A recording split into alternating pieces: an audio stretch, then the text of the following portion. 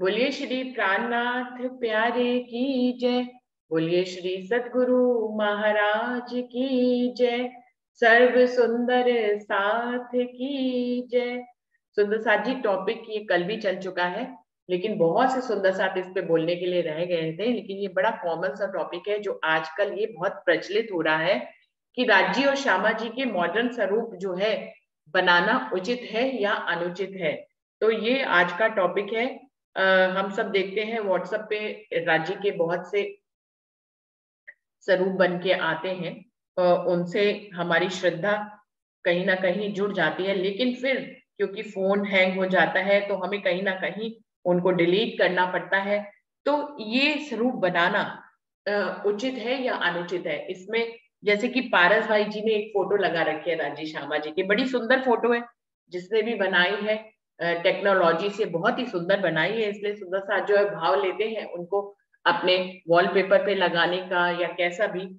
लेकिन यहाँ पर टॉपिक ये है कि ये बनाना उचित है या अनुचित है। अभी तो कल दो सुंदर साथ ने यहाँ तक बात शेयर करी कि ये फोटो के रूप में बनने लग गए हैं और इनको साथ खरीद कर मढ़वा कर अपने मंदिर में भी जगह दे रहे हैं, मंदिर में भी रखा हुआ है। सिर्फ फोन में ही नहीं है, मंदिर में भी स्थान मिल रहा है। तो ये कितना उचित है कितना अनुचित है। रमता, आपको ही बुलाना चाहूंगी, पहले आप आइए।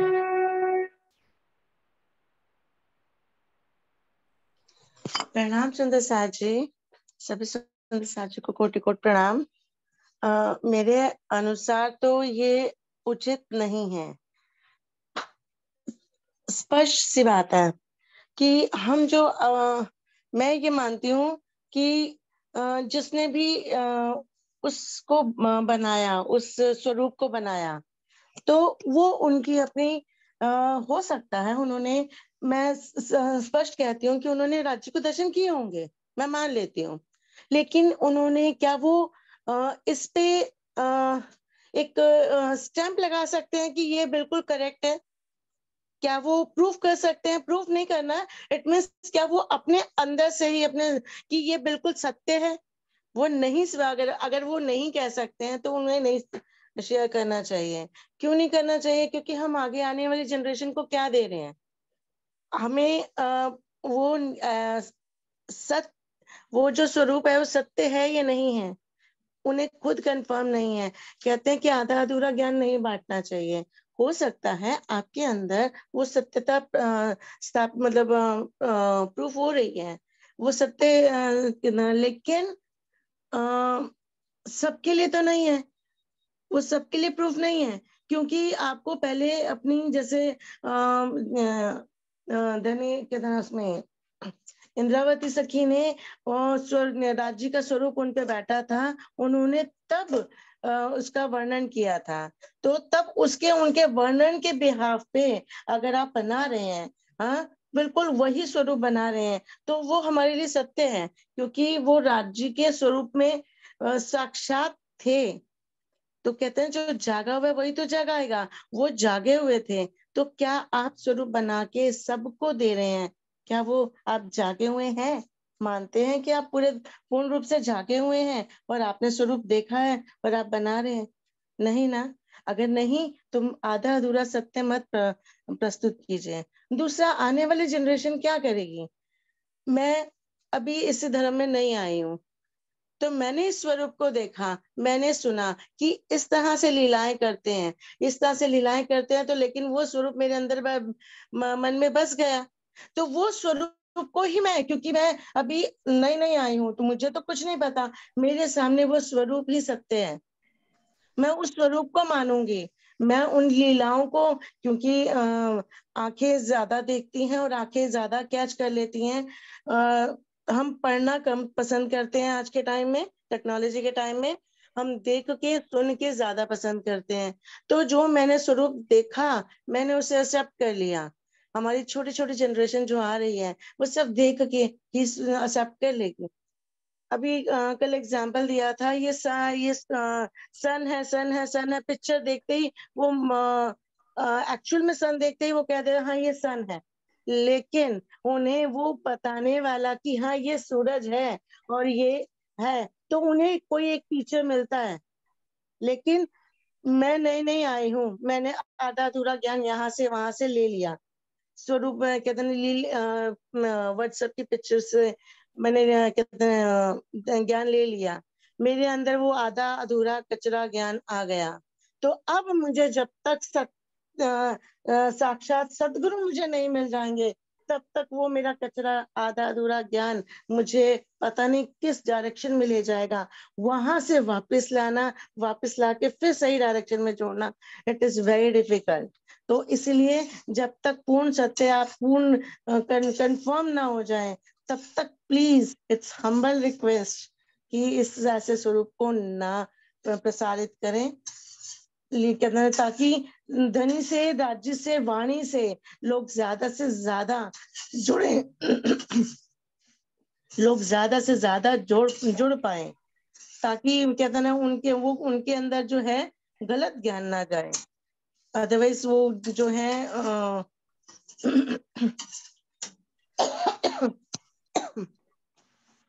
वो ज्यादा से ज्यादा जुड़ पाए राज्य से, वाणी से।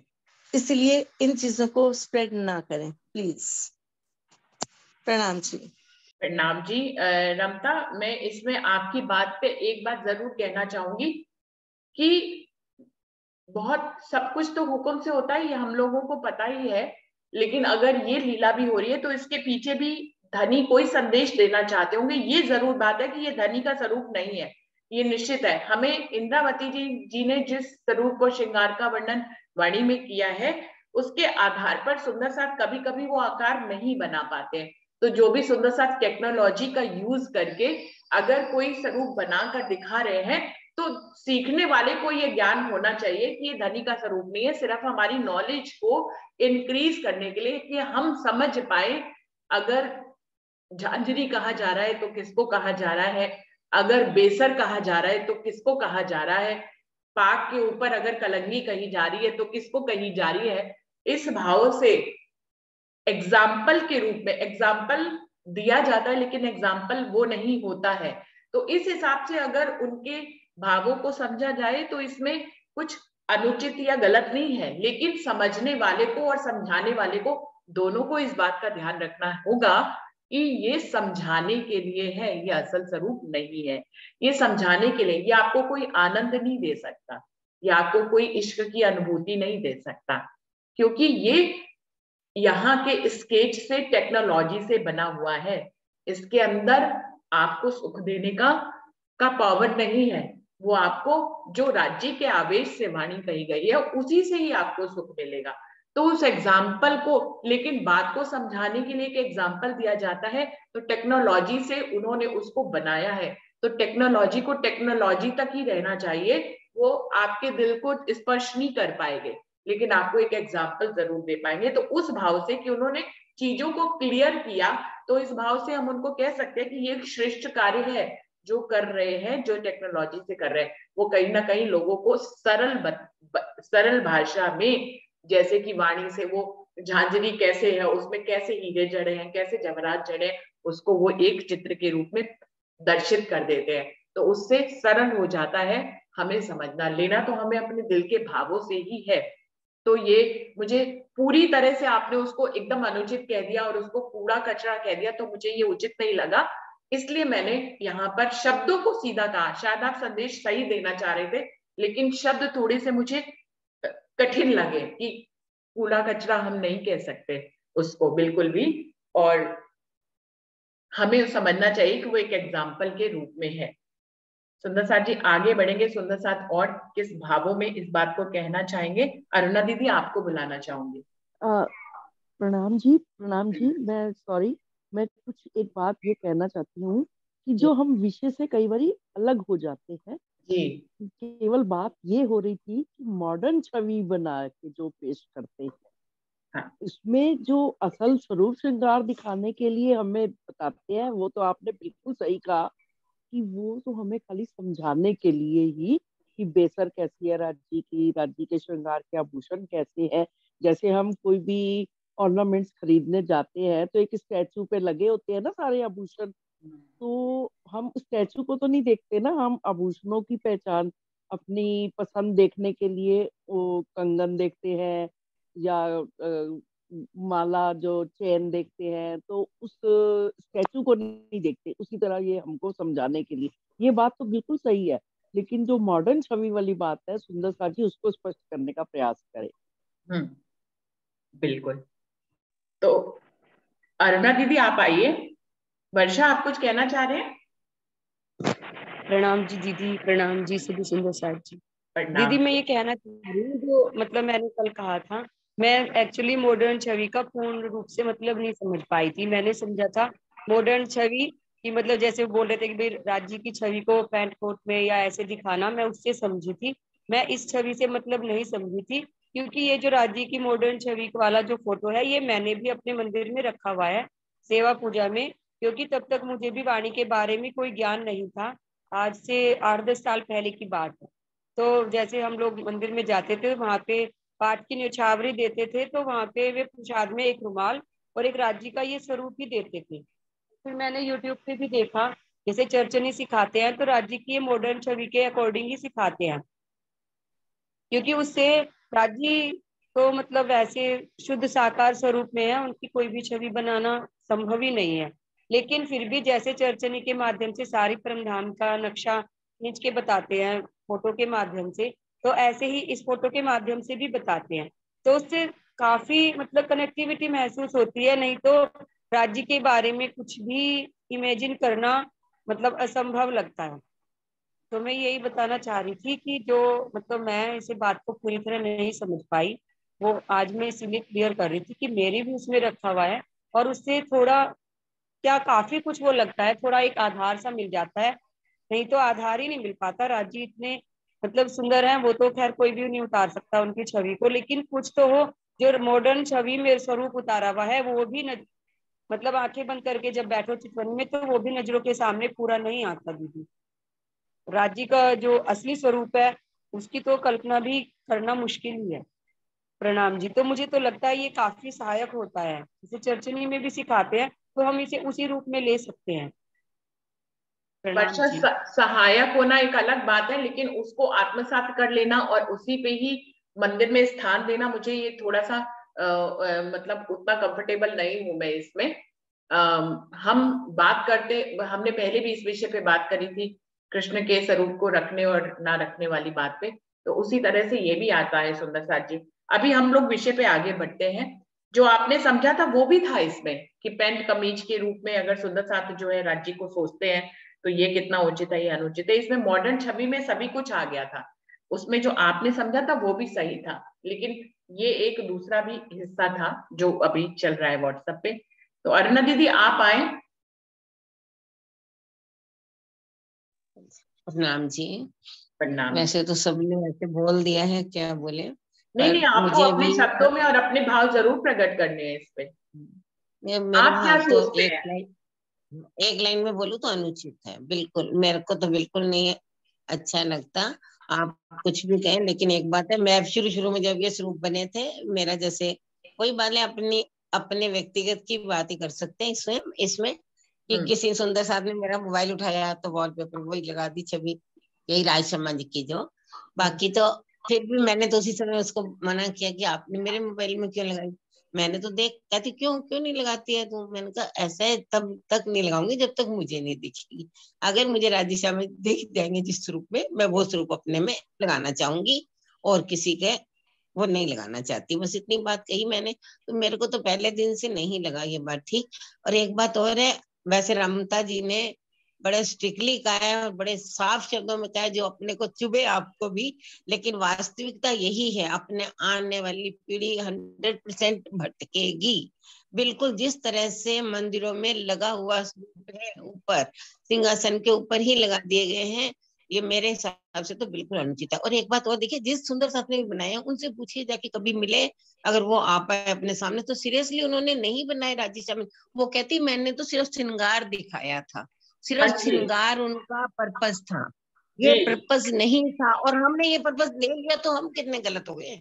सब गलत है, बिल्कुल 100% गलत है वो ये स्ट्रिक्टली हम नहीं कह पा रहे। मेरे मन में भी लगता है नहीं, सुंदर साथ ने बेचारे जिन्हें बनाया गलत नहीं हो सकता है ना, उसको दिखा होगा, लेकिन वास्तविकता ये नहीं है। सही बात तो यही है, इतना ही कहना पाऊंगी। प्रणाम जी। और वैसे ये देखा जाए तो एक तरह से मुझे तो ये भी लगता है, पता नहीं मेरे शब्द शादी इसमें भी हो सकता है, सही नहीं हो मेरे शब्द, कि जिस तरह से अपन जैसे कहीं भी बाजार में मार्केट जाते हैं खरीदा खरीदी करने, कपड़े भी खरीदते हैं, जैसे कपड़े किसी डम्मी को बना के दिखा दिए जाते हैं, वैसे हम कपड़े देखते हैं अच्छे लग रहे हैं, फिर भी डम्मी को पहना दिए जाते हैं तो थोड़ा सा ज्यादा अट्रैक्शन होता है ग्राहकों को, तो उस वजह पहना देते हैं। तो सेम मेरी स्थिति, मेरे को ऐसा लगता है सुंदर साथ के भी यही भाव थे, सिर्फ मेन उनको दिखाना चाहते थे, उन्होंने वो बना के दिखा दिए फेस, और हम उसमें डूब गए। ये तो वही वाली बात हुई कि जैसे शुरू शुरू में रामायण आई थी पुराने सालों में, जब शुरुआत हुई थी, कभी टीवी भी कम लोगों के पास होता था, जिन्होंने राम का रोल किया था वो मतलब बेचारे ट्रेन से कहीं उतरे तो इतने लोग उनको माथा टेकने लग जाते कि वो आदमी कहते मेरा तो बाहर जाना ही दुर्लभ हो गया है, इतने लोग भावुक हो जाते हैं। तो मेरे को लगता है ये भी किसी भावना से जुड़ी हुई बातें जो होती है ना, बड़ी परेशान करती है बाद में। आज तो फिर भी चलो कम है, लेकिन धीरे धीरे आने वाली पीढ़ी में जैसे जिस तरह से राधा कृष्ण को माना जाता है, ऐसे ही राजशर्मा जी को मानने लगेंगे सुंदर साथ। सही बात है, नहीं पीढ़ी पहले आंखों से देखती है, वाणी बाद में पढ़ती, बिल्कुल सही बात है। प्रणाम जी। प्रणाम जी। जो प्रचलन हम आज शुरू करते हैं ना, ऐसे भावना से ही ग्रस्त से संचालित होके वो 50 वर्ष, हम तो उस समय जा चुके होते हैं इस दुनिया में, लेकिन 50 साल बाद या 100 साल बाद वही एक प्रचलन बन जाता है। बिल्कुल बिल्कुल। ऐसे ही जैसे कृष्ण मंदिरों के नाम भी कृष्ण प्रणामी मंदिर क्यों हुए, ऐसे ही तो हुए। आज कोई भी कृष्ण मंदिर को छोड़कर प्राणनाथ मंदिर का नाम मुझे हो जाएगा, नहीं हो सकता, क्योंकि सुंदर साथ के भाव कितने जुड़ गए उसके प्रति ना, कि लड़ाई हो जाएगी, ये बात है। और क्यों रखा गया था, ये भी पहला मंदिर जो प्राणनाथ जी में बना, प्राणनाथ मंदिर ही तो नाम है, लेकिन कृष्ण प्रणामी क्यों, जब मुसीबत आई, हिंदुओं के नाम पे मुसीबत आई तो कृष्ण नाम हो गए, लेकिन आज वो नहीं बदल पा रहे ना। इसी तरह ये भी मूर्ति नहीं बदल पाएगी, ये छवि अगर बस गई तो नहीं बदल पाएंगे। प्रणाम जी। प्रणाम जी। प्रणाम जी। प्रतिभा दीदी आपको बुलाना चाहूंगी। प्रणाम जी। प्रणाम जी। इस छवि के जो जने जैसा अध्ययन करते हैं वो अपनी पूरी कोशिश करके उसको उसमें श्रृंगार बताते हैं, लेकिन हम जो वाणी पढ़ करके जो हमारी आंखों के आगे जो छवि आती है, एक्चुअल में तो वही छवि है। पर जिन सुंदर साथ ने उनको अपना दर्शाया है कुछ भाव लेकर कि ताकि सुंदर साथ उनसे जुड़ सके, एक्चुअल में वो छवि वो नहीं है, वो छवि नहीं है। अगर हम वाणी पढ़ के जो श्रृंगार को अपने दिल में बिठाते हैं और हम जब सामने वाले को अपने भाव से उससे में पूजेंगे तो हमारे भाव राज्य तक पहुंचेंगे कि उनका श्रृंगार कैसा है, या उन्होंने हाथों में क्या पहना हुआ है और सिर पे क्या पाग पहनी है, तो हमारे भाव राज्य तक पहुंचेंगे। एक्चुअल तो वाणी की ही जो श्रृंगार है वही उचित है। मेरे भाव तो यही है। प्रणाम जी। प्रणाम जी। प्रणाम जी। राज आंटी आपको बुलाना चाहूंगी। मैंने आपको कल भी आवाज लगाई थी, आपने सुना नहीं था। राज आंटी।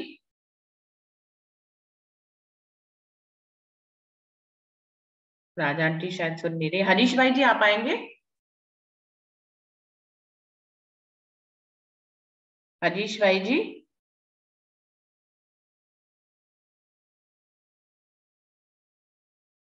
पारस भाई जी आप आइए।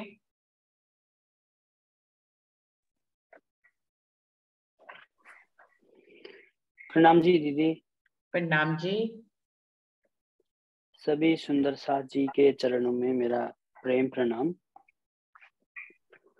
अक्षरातीत पार ब्रह्म ना ही साकार है ना ही निराकार।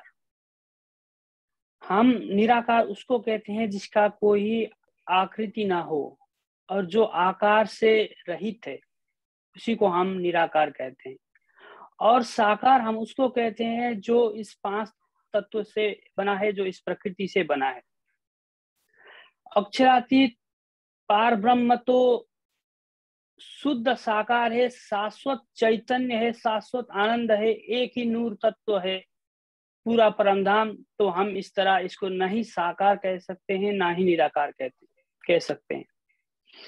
तो वेद कहता है कि उस पार ब्रह्म जो है उसका न तस्य प्रतिमा अस्ति, उसका कोई भी प्रतिमा नहीं है, अर्थात उसकी इस दुनिया से कोई भी ऐसी वस्तु नहीं है जिससे उसकी नमूना बनाई जाए। अगर हम कहते हैं कि वो करोड़ों सूर्य से भी ज्यादा प्रकाशमान है, अगर हम ये कहते हैं तो भी ये गलत हो जाता है, क्योंकि सूर्य भी तो इसी काल माया के ब्रह्मांड, इसी ब्रह्मांड से है। उसका कोई ऐसी वस्तु है ही नहीं जिससे हम उसकी उपमा दे सकें। तो इसीलिए वेद कहता है कि नेति नेति, इतना इतना ही नहीं। तो इसी तरह इस्लाम में एक शब्द आता है शिर्क, जिसका मतलब है कि उस पार ब्रह्म अक्षरातीत अल्लाह ताला की बराबरी ना कुछ है इस दुनिया में, और ना इस दुनिया में ना कहीं चौथे आसमान में, कहीं भी। इस्लाम कहता है कि उसकी बराबरी कोई ऐसी वस्तु है ही नहीं, कोई ऐसी वस्तु है ही नहीं जिससे हम उसकी तुलना करें।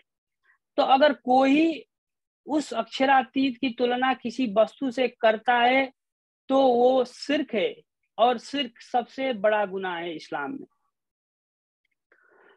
तो अब आते हैं आज का विषय।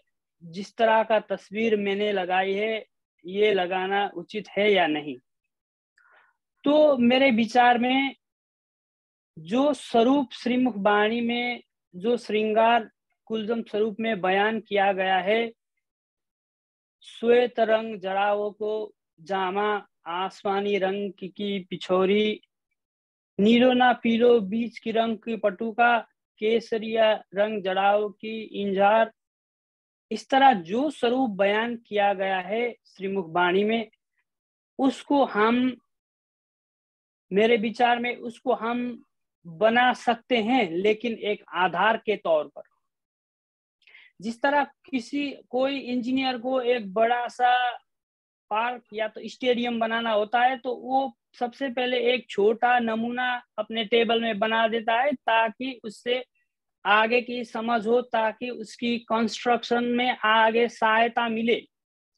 इसी तरह जो श्रृंगार स्वरूप श्रीमुख वाणी में बयान किया गया है, उसको हम एक आधार के तौर पे, एक रेफरेंस के तौर पे बना सकते हैं ताकि हमारी चित्तवनी में आगे मदद हो।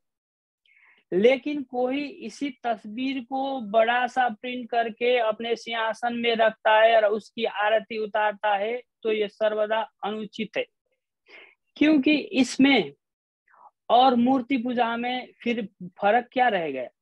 एक पत्थर से बना है, एक कागज से बना है, और हम जानते हैं हमारी संप्रदाय का आधारभूत सिद्धांत यही है कि मूर्ति पूजा जो है वो बिल्कुल गलत है। तो अगर कोई इस तरह इस छवि को प्रिंट करके बड़ा सा तस्वीर निकाल कर उसको सिंहासन पे विराजमान करके उसकी आरती उतारता है, तो ये सर्वदा अनुचित है।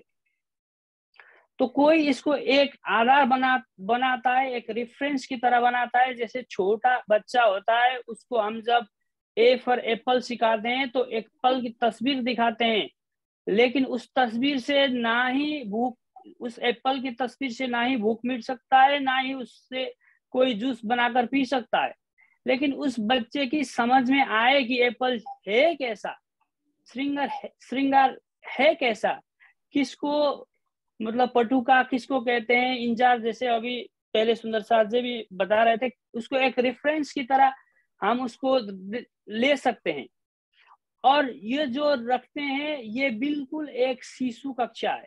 जब जो कोई निजानंद संप्रदाय में चित्तवनी में प्रवेश कर रहा है और इसको इस तस्वीर को एक रेफरेंस मानता है, तो समझ लीजिए कि वो बिल्कुल शिशु क्लास में है अभी। लेकिन जिसको बिना ये स्वरूप खुद चित्तवनी में नजर आता है, खुद चित्तवनी में उस श्रृंगार को पता चलता है, तो वो आगे क्लास की उसने सफर कर लिया। जब उसने आगे क्लास की सफर कर लिया, फिर तो उसका ये मतलब उसको ये तस्वीर का कोई जरूरी ही नहीं।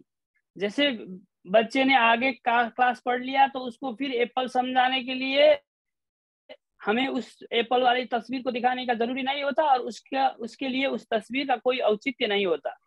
इसी तरह कोई इस जो स्वरूप को आधार बनाता है, तो वो अभी शिशु क्लास में है और वो आगे बढ़ता है, आगे जब श्रृंगार मतलब चित्तवनी में प्रवेश करता है तो उसके लिए ये चित्र भी निरर्थक होता है, मतलब इसका कोई औचित्य नहीं होता।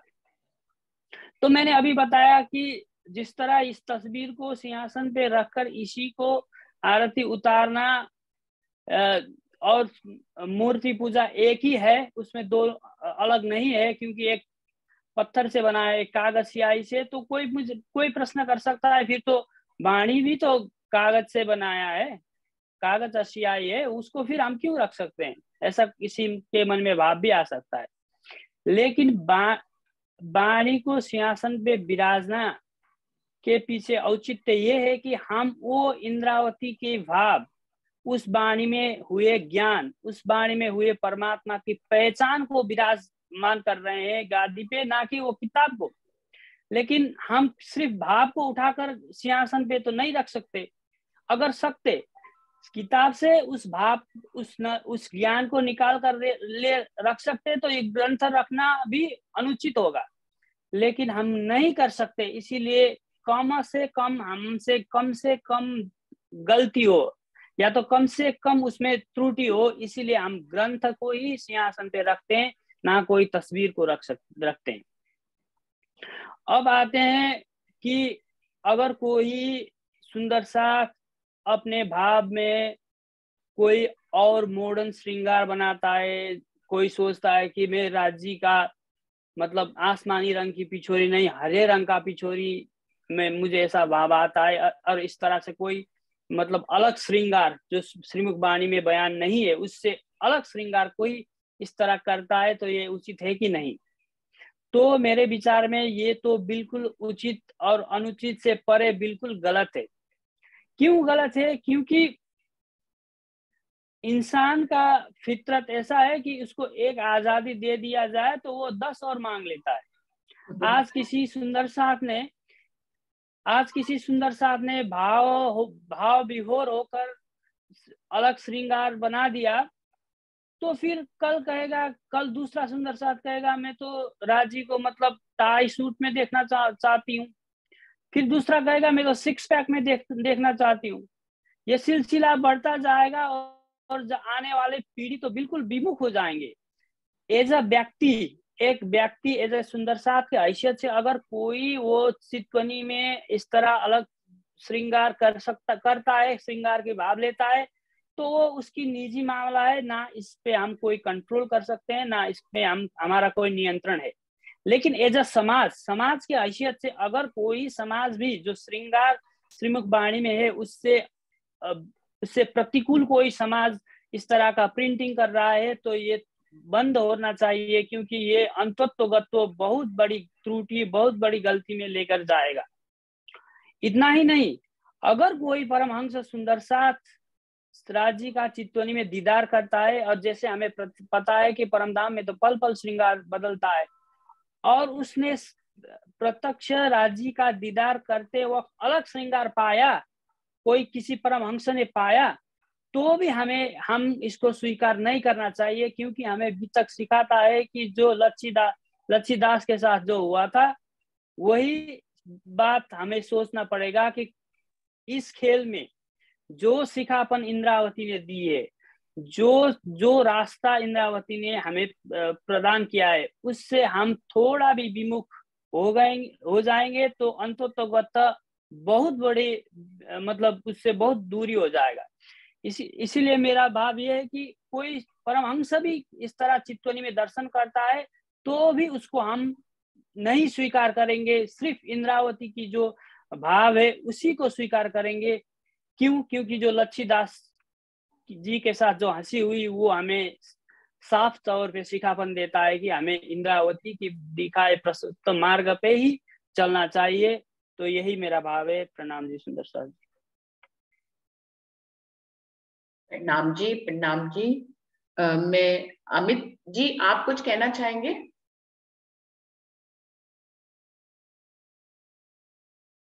अमित जी।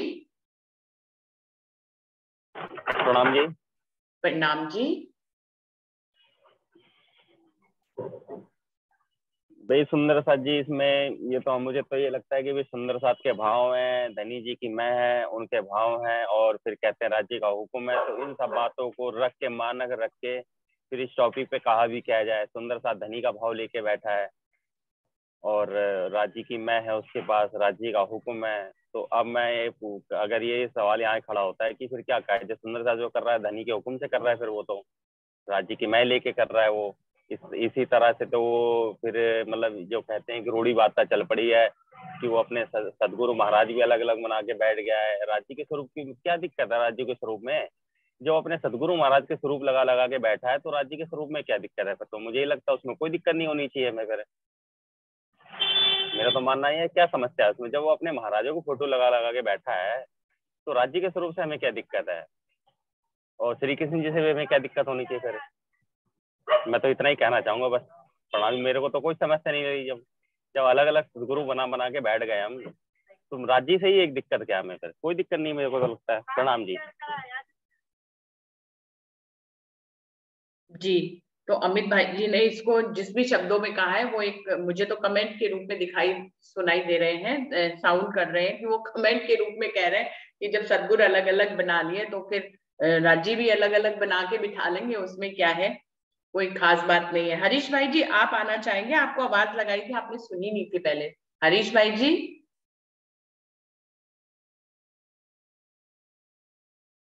हरीश भाई जी,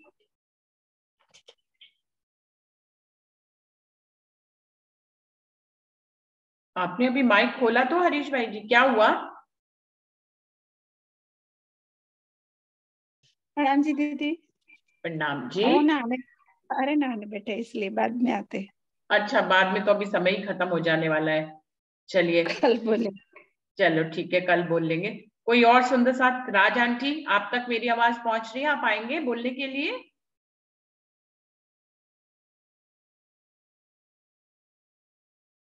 और कोई सुंदर साथ इस विषय पे बोलना चाहे कुछ? प्रणाम। मैं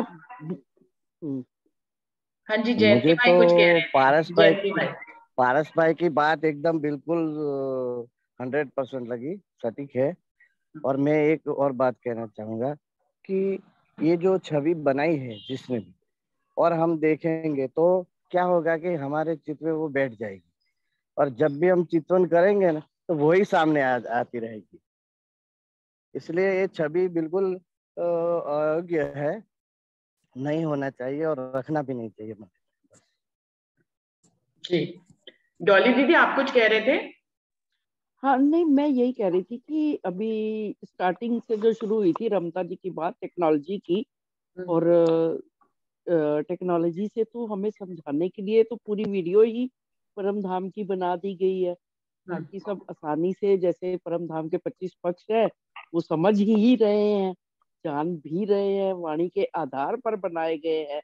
तो बस इसको एज ए टेक्नोलॉजी ही समझने के उद्देश्य से, हमें समझने के लिए ही रखना चाहिए। सेवा पूजा में ना भी रखें तो कोई बात नहीं, लेकिन जब उसपे परम धाम के आधार पर वो आभूषण पहना दिए गए कि जिससे हमें समझ आ जाए कि राज्य के श्यामा जी के आभूषण कौन से हैं, वस्त्र कौन से हैं, तो वो एक, क्योंकि जिस तरह से वीडियो सीडी इम्पोर्टेंट है उस तरह से ये स्वरूप भी इम्पोर्टेंट बन जाएगा।